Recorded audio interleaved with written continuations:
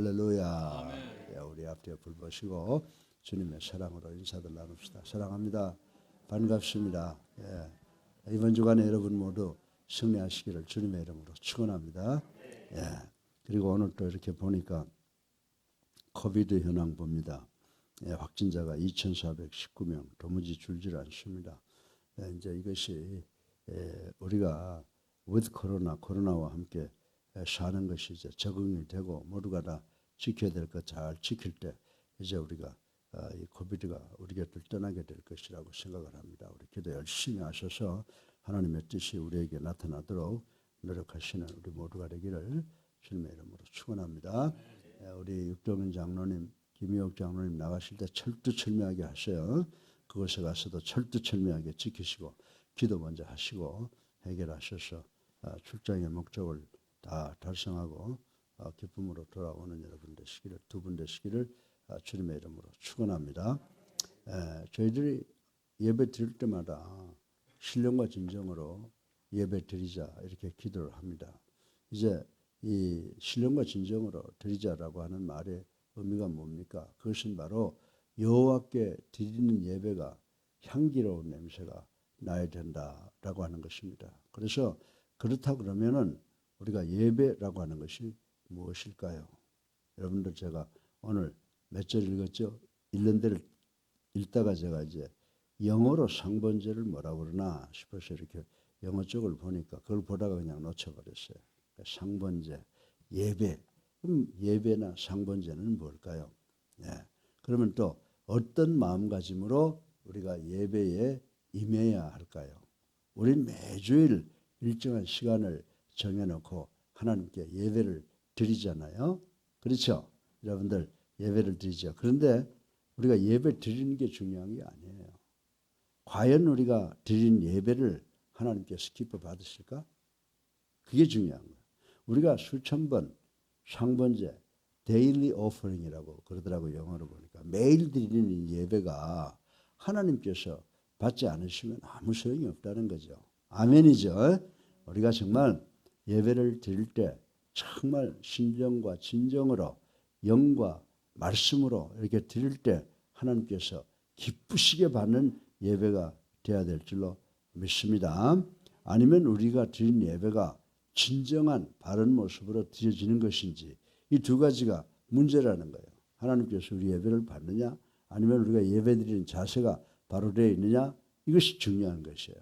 그래서 우리가 이거 마음에 깊이 새기고 정말 하나님이 기뻐 흠명하시는 예배를 드리고 또 우리가 그런 자세로 예배를 드려야 되겠다라고 하는 것을 마음속 깊이 간직하시는 우리 예수님교회 성도님들 되시기를 주님의 이름으로 축원합니다. 그래서 오늘 이 본문 구약의 이 상번제 규례를 통해서 예배 시 우리가 기억해야 될 것이 있다. 그런데 오늘 본문의 말씀을 보면 우리가 예배 시 꼭 기억해야 될 것이 세 가지가 있다고 생각이 됩니다. 그래서 이 본문을 생각을 깊이 해보니까 오늘 본문은 우리에게 우리가 어떻게 하면 향기로운 예배를 드릴 수 있는가에 대해서 말씀을 해주고 있습니다.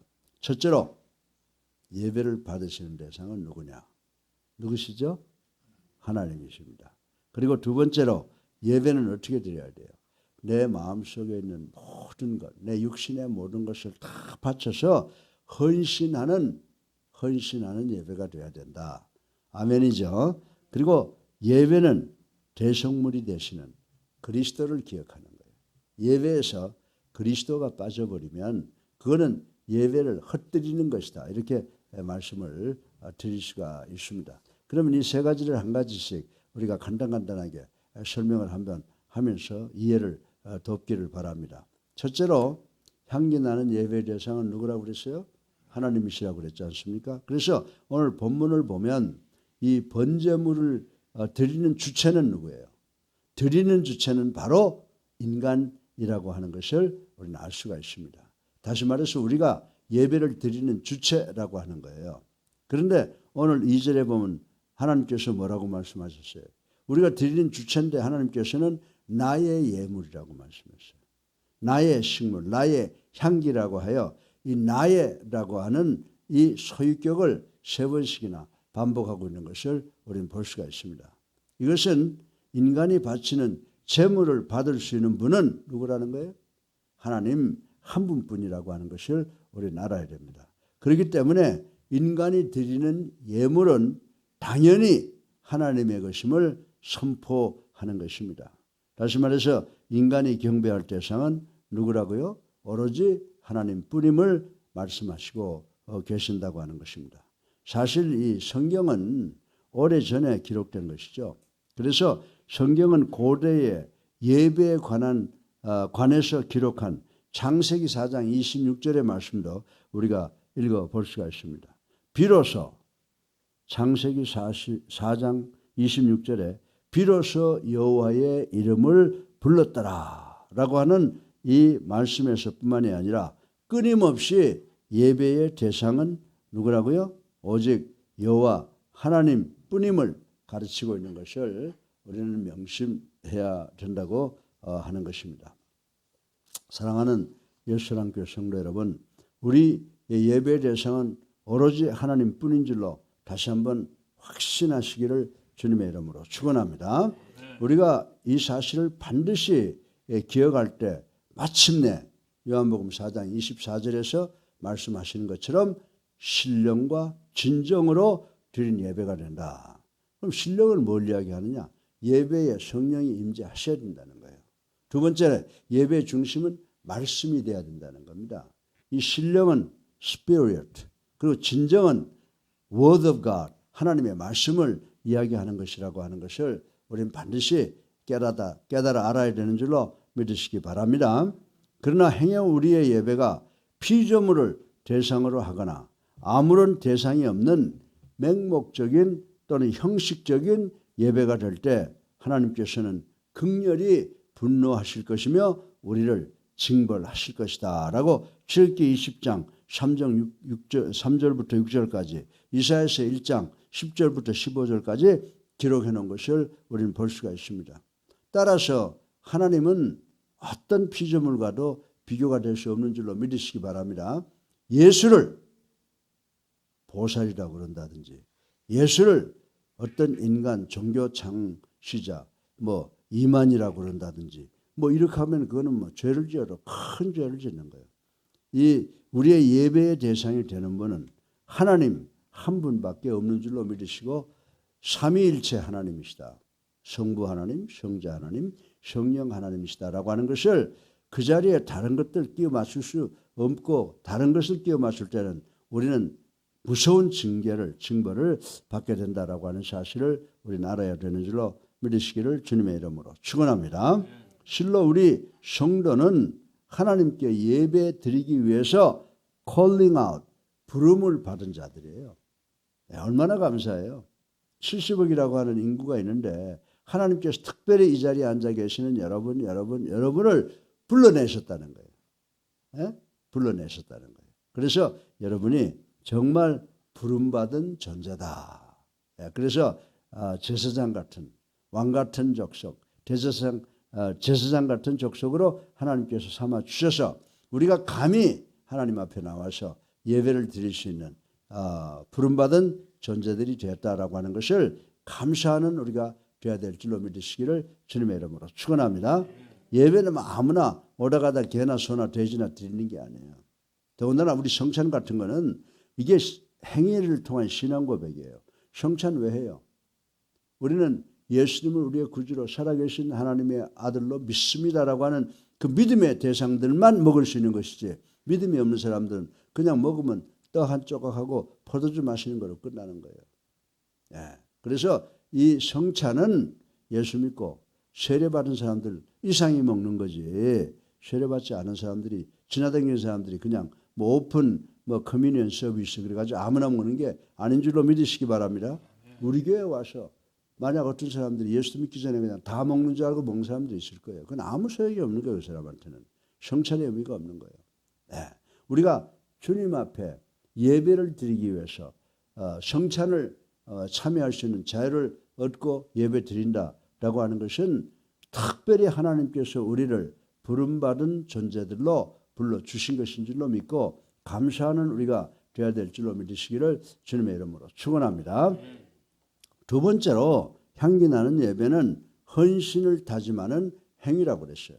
예. 그래서 이 구약 성경에 여러 가지 제사의 의식은 어떻습니까? 각기 고유한 영적 의미를 갖고 있습니다. 그러나 공통적으로 딱 한 가지, 뭐 어떤 예배든지 소제든지 시제든지 뭐 성번제든지 뭐 번제든지 모든 그 제사에 꼭 들어가 있는 한 가지가 있어요. 그건 뭐냐면 공통적으로 헌신, devotion이라고 하는 기본 개념 위에서 이 예배가 해석이 되어져야 된다라고 하는 것을 우리는 알아야 되는 줄로 믿으시기 바랍니다. 이 사실을 잘 기억하고 예수 믿어야 돼요. 그래서 우리가 예배 드릴 때 기도할 때 정말 정성으로 해서 드려야 하나님께서 기쁨으로 받고 우리가 드린 예배가 영과 진정으로 드린 예배가 된다라고 하는 것입니다. 이 사실은 이스라엘의 모든 제사가 헌신을 상징하는 본문의 상번제를 기초로 하여 드려졌다는 사실에서 우리가 잘 알 수 있습니다. 사시사철 끊어지지 않고 매일 드려지는 이 상번제, daily offering, 이 상번제는 우리에게 예배에 있어서 헌신의 중요성을 가르쳐줍니다. 첫 번째로 예배 대상은 누구라고 하는 걸 가르쳐요? 하나님이라고 하는 것을 가르치고, 두 번째는 헌신의 중요성을 깨우쳐주고 있다라고 하는 것입니다. 실로 우리의 예배는 하나님께 전적 헌신을 다짐하는 시간이 되어야 된다. 그래서 예배 대상의 자리에는 오직 삼위일체의 하나님만이 존재하시는 것이지 어떤 인간의 이름이라든지 피조물이 들어가서는 절대로 안 된다는 사실을, 피조물이 그 자리에 가면 이단이라고 하는 사실을 분명히 깨닫는 우리 예수사랑교회 성도님들 되시기를 주님의 이름으로 축원합니다. 이단과 싸우다 보면 온갖 고통을 당하잖아요. 온갖 어려움을 당하잖아요. 한번 그런 걸 당하는 사람들 입장을 생각해 보세요. 이렇게 생각하면 초대교회 순교자들을 한번 보세요. 20세기에서도 이단들과 싸우다가 고통당하는 사람들이 얼마나 많은가를 한번 생각해 보시는 우리가 되기를 바랍니다. 여러분들 삶의 일부분 토막쳐진 한 시간의 헌신이 아니라 전 생애를 주님을 위해서 사용하고 봉사하는 것을 다짐하는 시간이 바로 헌신의 시간이라고 하는 사실을 우리는 알아야 됩니다. 생애 목표이며 그리고 결실한 아들 이삭을 바치는 아브라함의 행위처럼 100세에 넣은 아들 눈에 넣어도 아프지 않죠. 누구에게 양보할 수 없는 그런 아들이지만은 그 이삭을 바치는 아브라함의 행위처럼 예배를 통하여 구체적이고 실제적으로 우리의 삶이 바쳐지는 시간이 되어야 되는 줄로 믿으시기를 주님의 이름으로 축원합니다. 이러한 헌신이 없을 때 우리 예배는 무의미할 뿐이라고 하는 것입니다. 그러므로 우리가 예배 드릴 때에 우리들의 마음속에 있는 가장 소중한 것을 드리는 때, 내 몸과 마음을 전체를 드릴 때 신령과 진정으로 예배 드리는 것이 되는 줄로 믿으시기를 주님의 이름으로 축원합니다. 세 번째로 마지막으로 향기 나는 예배는 뭐냐? 대속 제물 대신 그리스도를 기억하는 것이다. 아멘이죠. 여러분들 우리가 향기로운 예배를 드리는데 세 가지 요소가 뭐라고 그랬어요? 첫 번째로 예배 대상은 하나님이시고, 두 번째로 헌신이 있어야 되고, 또 세 번째로는 오늘 보니까 세 번째로는 우리의 죄를 대속하신 예수 그리스도가 반드시 중심에 있어서 그분에게 대한 감사를 드리고 기억하는 것이다. 이렇게 말씀을 드릴 수가 있습니다. 마지막으로 우리의 예배에 있어서 빠질 수 없는 상황은 그리스도의 뭘 기념하라고요? 우리를 위한 대속의 죽음을 기억하라고 하시는 것을 반드시 기억하는 우리 모두가 되시기를 주님의 이름으로 축원합니다. 이 본문에 기록된 이 데일리 오퍼링 상번제 제물은 어린 양은 누구예요? 예수 그리스도를 상징하는데 인류의 죄를, 여러분과 나의 죄를 포함한 인류의 죄를 대신 지시고 영원한 속죄 제물이 되신 그리스도를 반드시 기억해야 된다라고 오늘 본문은 이야기를 하고 있는 것입니다. 실로 데일리 오퍼링 상번제에 있어서 어린 양이 반드시 있어야 하듯 우리 예배에 있어서도 그리스도의 임재가 반드시 요청된다라고 하는 사실을 기억하는 우리 모두가 되시기를 주님의 이름으로 축원합니다. 그러기 위해서 우리는 예배를 통하여 우리 제물이 되신 그리스도를 반드시 기억하라. 기억하면 뭘 기억합니까? 그분의 사랑, 그분의 은혜, 그분의 희생적 죽음을 감사하고 찬양하라는 말씀인 줄로 믿으시기 바랍니다. 우리의 모든 죄를 말끔히 씻어 주시고 우리로 담대히 하나님 앞에 나올 수 있게 하신 그리스도가 배제된 예배는 거짓된 예배라고 말씀을 드릴 수가 있습니다. 우리는 예배를 통해 그리스도를 기억하고 예수 그리스도의 위대한 사랑과 헌신 그리고 그분의 삶의 발자취를 되새기며 그의 삶에 동참하는 바른 신앙인이 되어야 되는 줄로 믿으시기 바랍니다. 우리의 목표는 나 예수 그리스도를 닮겠다. 어불성설이죠. 될 수가 없어요. 우리가 닮을 수는 없어요. 그러나 나 예수 그리스도가 내 삶의 목표가 되고 내가 그리스도를 닮겠다라고 하는 그런 염원이 우리들의 마음속에 있어야 되는 줄로 믿으시기 바랍니다. 정말 기도할 때도 그래요. 여러분들 기도라고 하는 거죠.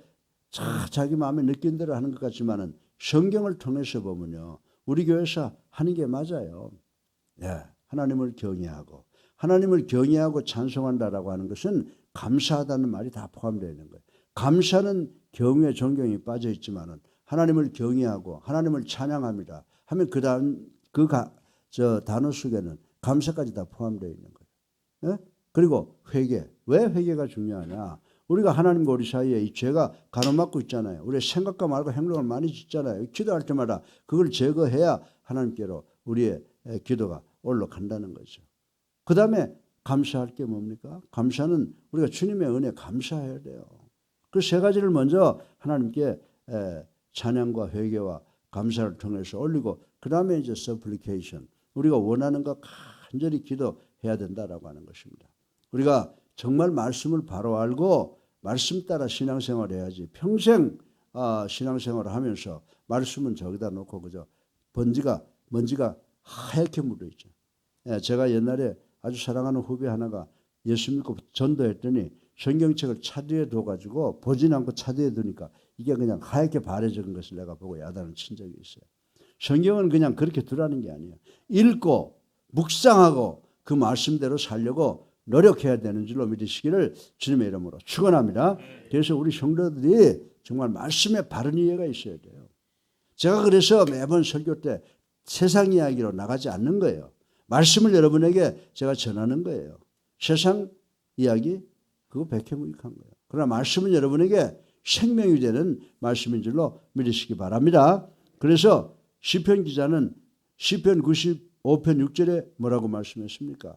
오라 우리가 굽혀 경배하며 우리를 지으신 여호와 앞에 무릎을 꿇자. 아멘. 여러분들 이 말로 하나님께서 우리를 초청해 주셨다는 거예요. calling out 불러주셨다는 거예요. 뭘로? 예배를 드리는 주체로 불러주셨다는 거. 얼마나 감사합니까? 그렇습니다. 우리는 오직 우리를 지으신 분, 우리를 구속하신 분, 하나님 앞에 무릎을 꿇고 하나님을 경배해야 되는 줄로 믿으시기를 주님의 이름으로 축원합니다. 특히 우리는 그러한 경배 시간을 통해 뭘 헌신을 다짐해야 돼요. 회개를 다짐해야 돼요. 그리스도의 보혈에 감사하는 참 예배를 정말 헌신을 다짐하고 회개를 다짐해서 감사 드리는 예배, 참 예배를 드려야 된다라고 하는 것입니다. 여러분들 요한복음 4장 22절에 보면요. 우리가 알지 못하는 것에 대해서 예배를 드린다고 그랬어요. 알지 못하는 것에 대해서 예배를. 아니 육바라밀을 한 보살을 갖다 여러분 알아요? 그 사람이 그리스도와 같다는 겁니다. 그것이 버젓이 지금 설치고 있잖아요.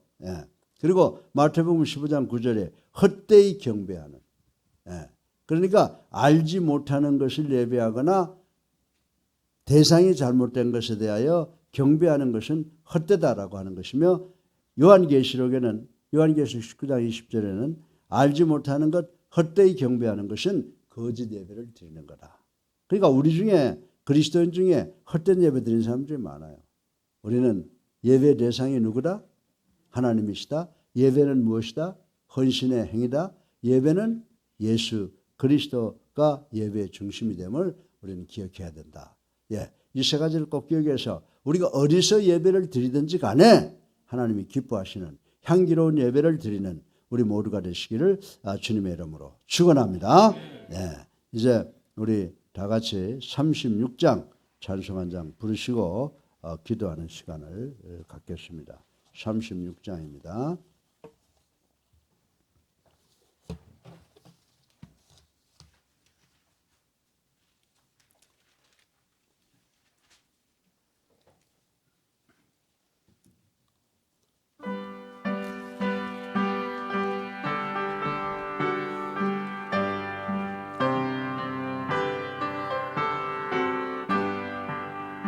주 예수의 이름 높이여 다 찬양하여라.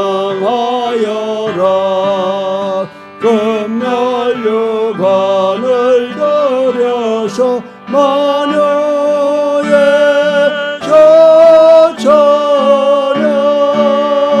금열 유관을 들여서 마녀의 저 찬양. 주 예수 당한 고난을 못 잊을 죄이나 내 귀한 법에 바쳐서 마녀의 저 찬양. 내 귀한 법에 바쳐서 마녀의 저 찬양. 이 지구에 거하는 온 세상 사람들 그 크신 이름 높여서 마녀의 저 찬양. 그 크신 이름 높여서 마녀의 저 찬양. 주 믿는 성도 다 함께 저 앞에 엎드려 무궁한 노래 불러서 마녀의 저 찬양. 무궁한 노래 불러서 마녀의 저 찬양.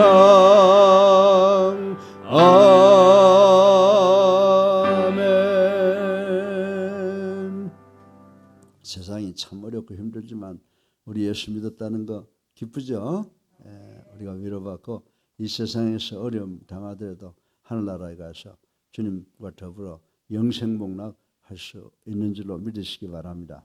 그래서 우리가 기도할 때 하나님 들어주시옵소서, 용서하시옵소서, 행하시옵소서, 이런 간절한 마음으로 우리가 주여 3번 부르고 기도합니다. 저여! 저여! 저여!